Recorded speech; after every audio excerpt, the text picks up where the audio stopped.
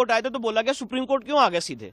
जब वक्फ को लेके हम सुप्रीम कोर्ट आए थे सीधे तो बोला गया सुप्रीम कोर्ट सीधे क्यों आ गए। और 7 साल से पूरा समाज इस देश के अलग अलग हाईकोर्ट में स्ट्रगल कर रहा है। 140 से ज्यादा याचिकाएं देश के अलग अलग हाईकोर्ट में दायर हो चुकी हैं, आज तक कोई इंटरिम रिलीफ नहीं मिली है। तो क्या पैमाना है, क्या मापदंड है कि एक पक्ष सुप्रीम कोर्ट आता है और उसकी सुनवाई की जाती है और इंटरिम ऑर्डर देने के लिए एक बात की जाती है। तो ये कानून, यही चीज दूसरे पक्ष के लिए भी लागू होनी चाहिए। Point number 1। पॉइंट नंबर 2 मैं आपको बताना चाहता हूं कि अभी 4 राज्यों के जो एंडोमेंट एक्ट हैं जिससे हिंदू मंदिर को टेक ओवर किया गया है, उन 4 राज्यों के एंडोमेंट एक्ट की सुनवाई पिछले 13 साल से सुप्रीम कोर्ट में चल रही थी और हाल ही में सुप्रीम कोर्ट ने फैसला दिया है, मैं ऑनरेबल जजेस का नाम नहीं लेना चाहता हूं, जिसमें सुप्रीम कोर्ट ने कहा कि सारे मैटर हाईकोर्ट में चले, हम यहां पे इसको क्यों सुने।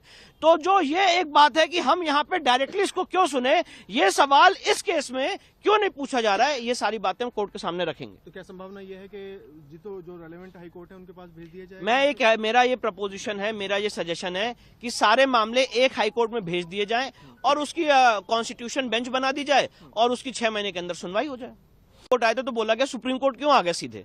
जब वक्फ को लेके हम सुप्रीम कोर्ट आए थे सीधे तो बोला गया सुप्रीम कोर्ट सीधे क्यों आ गए। और 7 साल से पूरा समाज इस देश के अलग अलग हाईकोर्ट में स्ट्रगल कर रहा है। 140 से ज्यादा याचिकाएं देश के अलग अलग हाईकोर्ट में दायर हो चुकी हैं, आज तक कोई इंटरिम रिलीफ नहीं मिली है। तो क्या पैमाना है, क्या मापदंड है कि एक पक्ष सुप्रीम कोर्ट आता है और उसकी सुनवाई की जाती है और इंटरिम ऑर्डर देने के लिए एक बात की जाती है। तो ये कानून, यही चीज दूसरे पक्ष के लिए भी लागू होनी चाहिए। Point number 1। पॉइंट नंबर 2 मैं आपको बताना चाहता हूं कि अभी 4 राज्यों के जो एंडोमेंट एक्ट हैं जिससे हिंदू मंदिर को टेक ओवर किया गया है, उन 4 राज्यों के एंडोमेंट एक्ट की सुनवाई पिछले 13 साल से सुप्रीम कोर्ट में चल रही थी और हाल ही में सुप्रीम कोर्ट ने फैसला दिया है, मैं ऑनरेबल जजेस का नाम नहीं लेना चाहता हूं, जिसमें सुप्रीम कोर्ट ने कहा कि सारे मैटर हाईकोर्ट में चले, हम यहां पे इसको क्यों सुने।